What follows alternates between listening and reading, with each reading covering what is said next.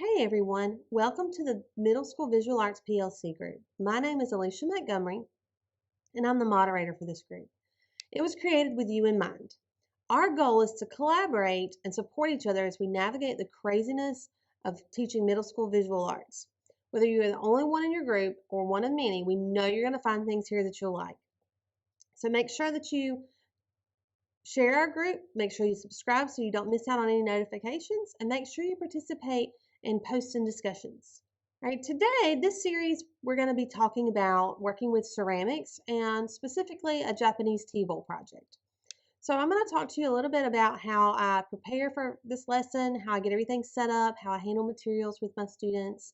And then the next two sessions will deal with how I introduce and teach this lesson, and then also our cleanup stuff. So the first thing that I have is my materials, and these are the materials that I use with my students. I have fettling knives, which are these. I have pen tools. I have forks. We use these instead of buying the expensive modeling tools. And then I have jars of slip.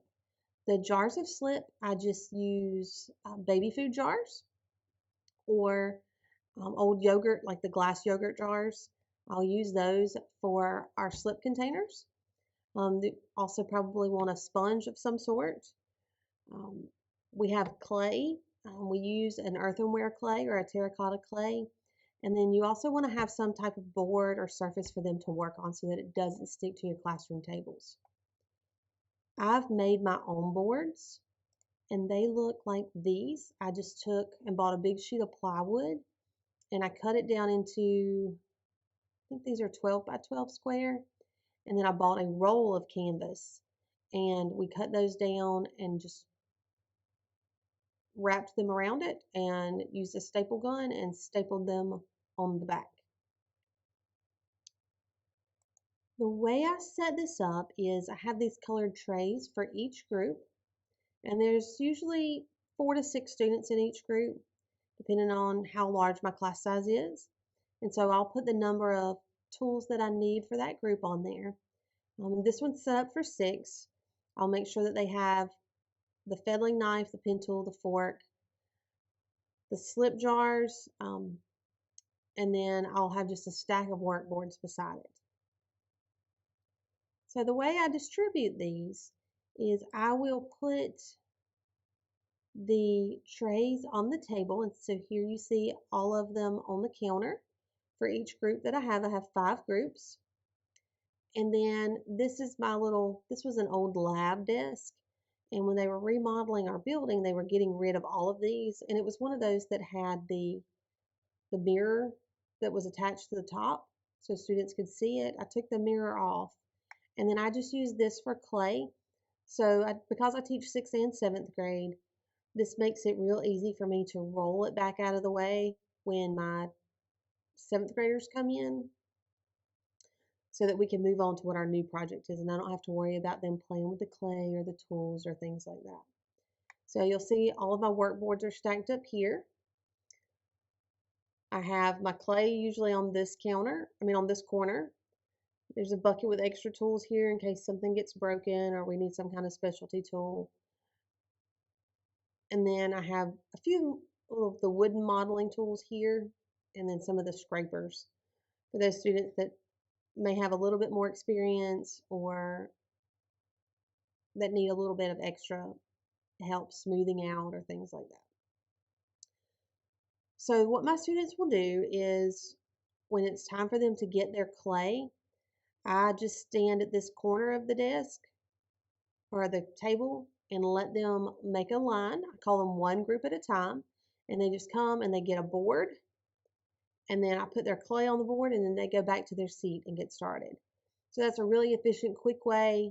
I used to try to ball up all their clay before class to make it easier to pass out, but I found that this saves me prep time and it doesn't take just a minute or two during class time to get those things given out and taken care of, and then that saves me time on the prep side of things.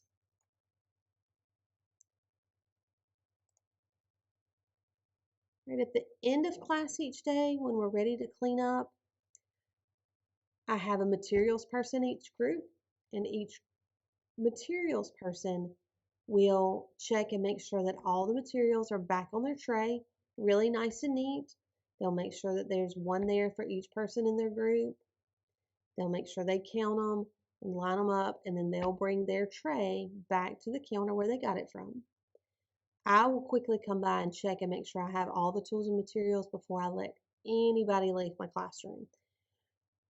I used to leave them on the tables, and in the past I've had a student pick one up on the way out the door to line up after I'd already checked them, and then he went and caused some property damage with it at school. So now I make sure that I put them all in the corner and I stand by them as I send my students out. So that way we can make sure that everything's there and nothing gets snuck out as they're leaving. So that's my materials person. My next person would be the table cleaner. And so then they would go and get a bottle of spray, and these are just bottles that we've recycled or bought or wherever we can find them. And my custodian comes and fills it with whatever spray cleaner they use, like in the cafeteria.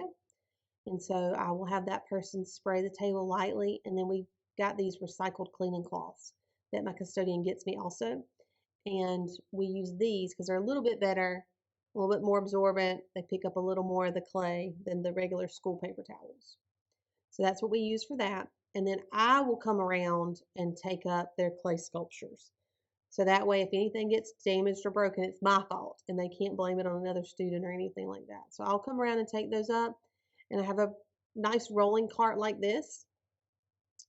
Has wooden shelves on it, and then I put each class has a shelf. So that way it helps me keep everything separated and organized, and the wood helps it dry a little bit more evenly. Usually when I put things on there to dry, I'll let it dry overnight, come back in, flip it over the next day so that it'll help dry more even. All right, thank you for joining us. Please take a few minutes to participate in the discussion question. I can't wait to hear all of your wonderful ideas and share some of my own. Be sure to subscribe also so you don't miss any of the updates, posts, discussions, or any of the fun. Happy teaching!